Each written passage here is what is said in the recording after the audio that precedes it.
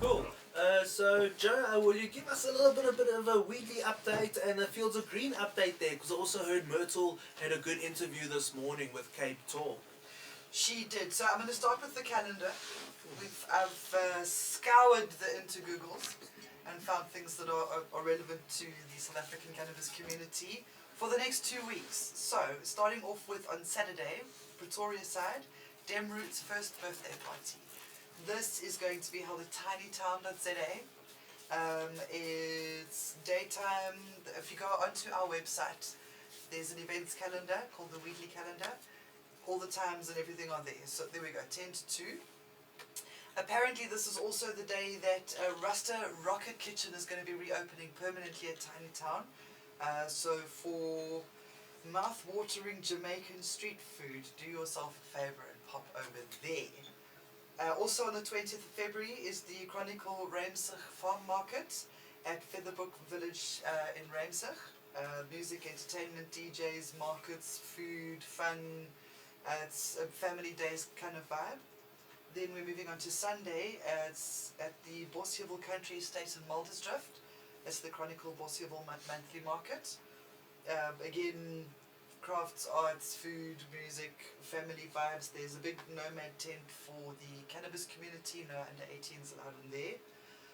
Then we've got the craft cannabis sessions coming up 25th, 26th of February. That's free, it's online, it's presented by Chiba Africa. There's going to be speakers, like over 50 speakers, there's giveaways, there's polls, there's presentations, there's an interactive chat room. It's a brilliant way to network, so please, please, please register for that. 27th of February, Women of Weed are going to be hosting an event at Bottas Hill in KwaZulu-Natal. It's a 200 rand a ticket, limited to 50 people, but there's speakers, there's prizes, there's goodie bags, there's lunch, a welcome drink, all sorts of lovely things involved there. I've been keeping an eye on these Women of Weed events, and they've been looking amazing, actually. I believe that they're going to be bringing some to Joburg and Pretoria sometime soon. And then on the 28th of February, again, KwaZulu-Natal, Umzinyathi Falls is going to be the Rise Up Reggae Festival and Rasta Fair. And that is, I believe there's some religious ceremonies happening on the Friday, Saturday, but Sunday is open to everybody.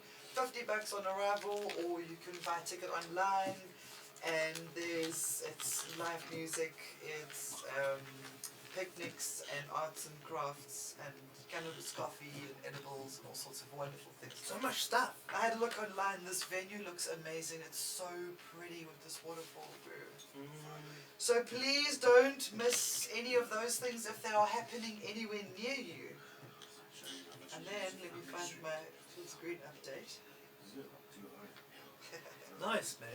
It's Yeah. amazing to see all these events going on. It's like overwhelming, actually. The fact that we now have got so many that we're doing this on, it's becoming a regular thing, is really cool. It's amazing. Yeah. I need you guys to let me know when you've got things going on. Like I spent a couple of hours scouring the web to find the things and, you know, getting permission to post the stuff as well. Don't want to make trouble. No way, eh?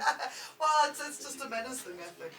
But please, if you're having an event, let us know on our website. We've got a contact us button, or contact us on Instagram, or contact us on Facebook, or via Fields of Green for All.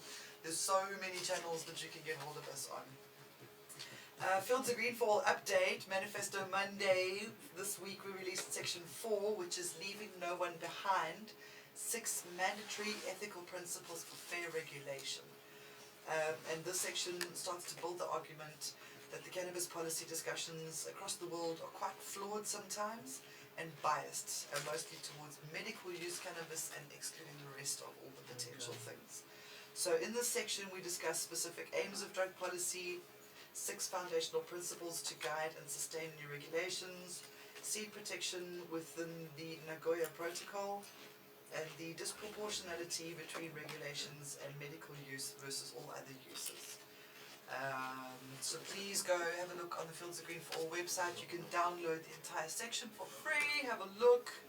And then next week we're looking forward to releasing section 5, which is the full spectrum model for cannabis regulation. It's the most important section in the whole manifesto. So then, Dagga Private Clubs have been on everybody's lips quite a while, well, quite a bit the last while. Marleen wrote a really, really good blog about DPCs, what they are, and what the current legal status is, and sort of what a DPC is versus a grow club model, which is what the Haze Club are going to court to challenge, get some clarification on. So if you still have questions about DPCs, go to Fields of Green for All website. This blog was posted on the 12th of February. Really, really loads of information in there, and links to all the rest of the information that we've been posting. And then lastly, Myrtle did indeed have the pleasure of talking to Lester Kiewit on Cape Talk early this afternoon. I think we're going to play the interview.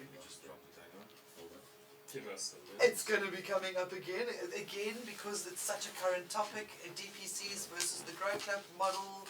This case is bringing a lot of information to the fore. At least it's causing a lot of people to stop and ask questions, like what's actually going on now.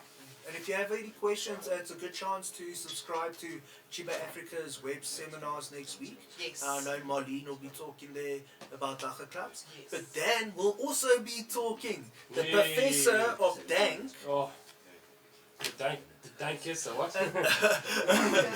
Dan, the K is, what's it? Dan, the K is silent. The professor. Yeah, we're going to be talking, I think, some lighting, nutrients, and medium.